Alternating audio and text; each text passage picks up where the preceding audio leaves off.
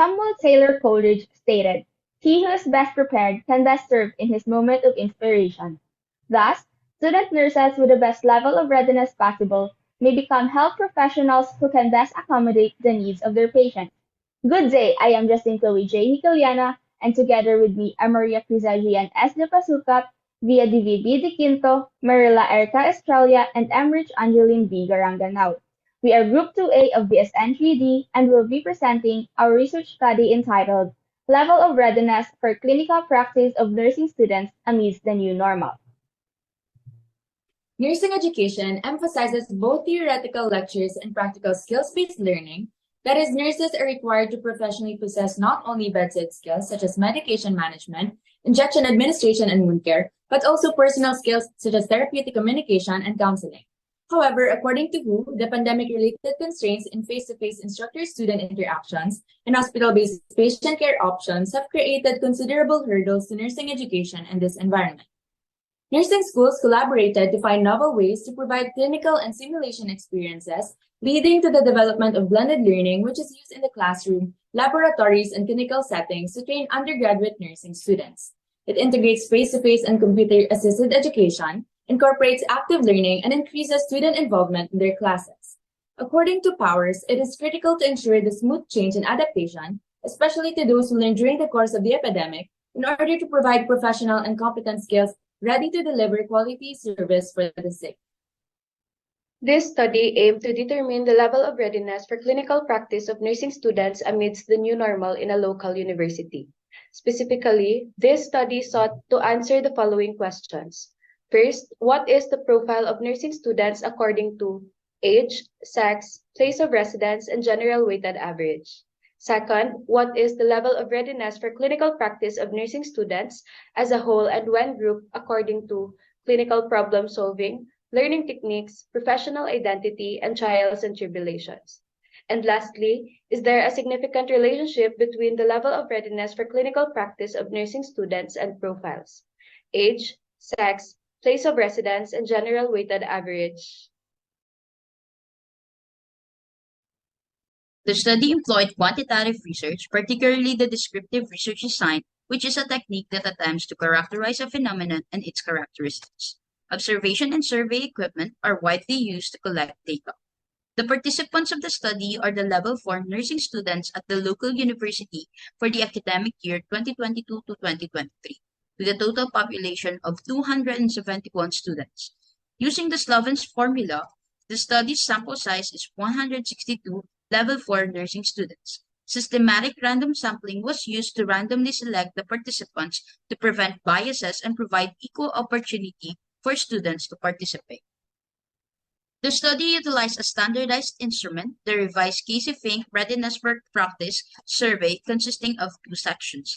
The first section collected demographic information such as sex, age, place of residence, and general weighted average. The second section assessed the level of comfort and confidence in performing nursing tasks through a set of 20 questions using a Likert scale ranging from 1, strongly disagree, to 4, strongly agree. The findings and analysis regarding the level of readiness for clinical practice of nursing students amidst the new normal show that according to the profile of nursing students, the majority of the 162 participants were aged 22 years and below, accounting for 86.4% of the sample. The remaining 13.6% were aged above 22 years old. 77.8% of the participants were female, while 22.2% were male. The majority of the participants, 58.6%, were from Bacolod, while those from northern areas of Negros accounted for significantly fewer participants at 22.3%. Southern areas had a slightly lower representation at 19.1%. The majority of the participants, 75.9%, achieved a very good rating with a GWA ranging from 1.60 to 2.0. The remaining quarter of the population was divided among different categories. 9.3% had a good rating with a GWA of 2.10 to 2.50. 8.6% fell under the system category, and the 6.2% attained a superior rating with a GWA of 1.0 to 1.50. The level of readiness of nursing students suggests that the overall level of readiness of the participants is high, with a mean score of 3.0491 and standard deviation of 0.31413. Furthermore, the results regarding the relationship between the level of readiness and demographic profile indicates that age and GWA are not indicators in the level of readiness of nursing students. The result also shows that there is a significant relationship between the level of readiness and profile, sex, and place of residence. To conclude, this study found that among the demographic characteristics of level 4 nursing students, only the sex and the place of residence are significant indicators of their level of readiness in clinical practice. Specifically, females and those living in urban areas showed higher levels of readiness. Age and general weighted average were not significant predicators of readiness. The overall level of readiness was found to be high, with the highest scores obtained in the areas of professional identity, learning techniques, and clinical problem solving. However, the participants scored relatively lower in the area of trials and tribulations, suggesting the need for further support in coping with the challenges of the nursing profession. The findings can be used to assess the students' readiness for unsupervised nursing practice, can serve as a guide in improving the nursing curriculum, a basis to determine the satisfaction of level 4 nursing students in their online or new normal education, and lastly, the findings can be used as a databasis for the local university to assess and improve their mode of instruction.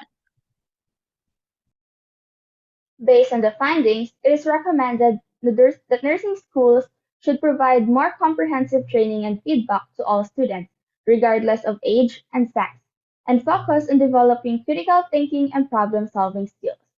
Nursing educators may want to focus on providing targeted support to address challenges and stressors that nursing students face in their clinical experiences, particularly in the area of trials and tribulations.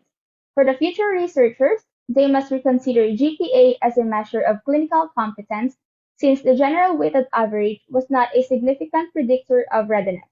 Future researchers may examine additional variables, including the frequency of exposure, quality of education, and area of students' clinical exposure as more accurate indicators of nurses' clinical competence. And that concludes our presentation. Thank you for listening.